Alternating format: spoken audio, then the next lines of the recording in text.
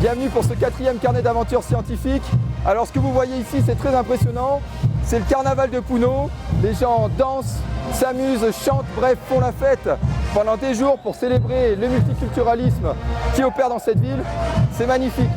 Pendant ce temps, notre équipe de scientifiques est toujours en train de travailler, même si aujourd'hui, vous vous en doutez, c'est un poil plus compliqué d'avoir des volontaires. On va quand même aller les rencontrer et voir comment ça se passe.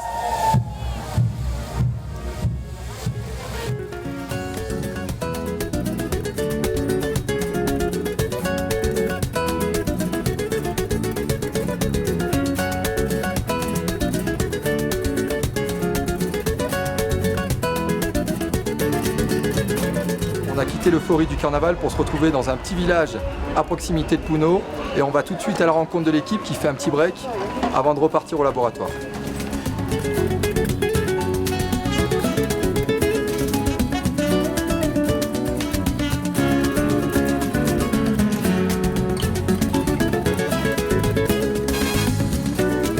Je retrouve Julien Brugnot qui est physiologiste. Comment s'est passée l'acclimatation à 3800 mètres d'altitude?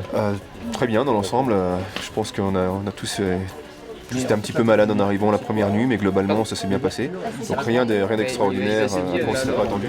Disons que c'est un peu difficile quand on va marcher dans les escaliers, ce genre de choses. Quand on monte dans un immeuble ou quand on va juste porter ses sacs, la simple balade va être un peu fatigante, mais sinon ça se passe bien dans l'ensemble. C'est pas aussi difficile que ce que j'aurais pu imaginer. Donc globalement ça s'est plutôt bien passé. Il nous reste quelques tests à faire encore avant de partir à la Rinconada, mais on va retenir les délais. So it's your first time in La Rinconada. How are you feeling about that? Excited but unsure. I don't really know what to expect, but I'm looking forward to the challenge.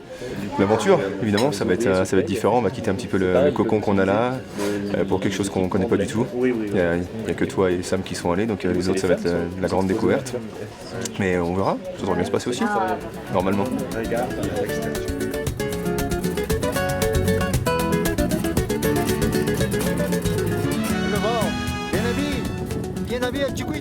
Pour conclure ce carnet d'aventure scientifique, on est avec Samuel Vergès, le responsable de l'expédition. Salut Sam. Salut Axel.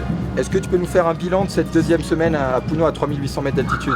En fait, ça fait 5 jours qu'on est maintenant à Puno. On a passé la phase un peu critique d'acclimatation à l'altitude pour nous. Et puis on a pris nos marques. On a vraiment bien travaillé en termes de recrutement de sujets, de réalisation des évaluations. On est même presque un petit peu en avance, ce qui est quand même assez exceptionnel. Tout fonctionne. On a pu prendre là une petite demi-journée de repos ce dimanche. C'était quand même nécessaire parce que pour l'équipe, le rythme est quand même intense. Maintenant, on le mesure par rapport au rythme d'inclusion, d'évaluation qu'on avait prévu. Ça fait quand même beaucoup de travail. Ça fait du 8h, 22h tous les jours.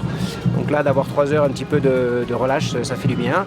Il nous reste 2 jours de travail intense et puis cette fois, on va impacter pour de bon pour monter à la Rinconada. Justement, comment vous vous sentez, toi et l'équipe, par rapport à la Rinconada? Il y a quand même un petit stress dans l'équipe. Maintenant, on voit qu'on est vraiment dans le moment critique de l'expédition.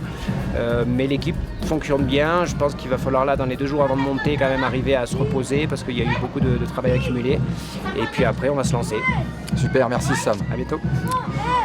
Merci à tous de nous avoir suivis et on vous laisse avec quelques images du lac Titicaca et on vous dit à bientôt pour un nouveau carnet d'aventure scientifique.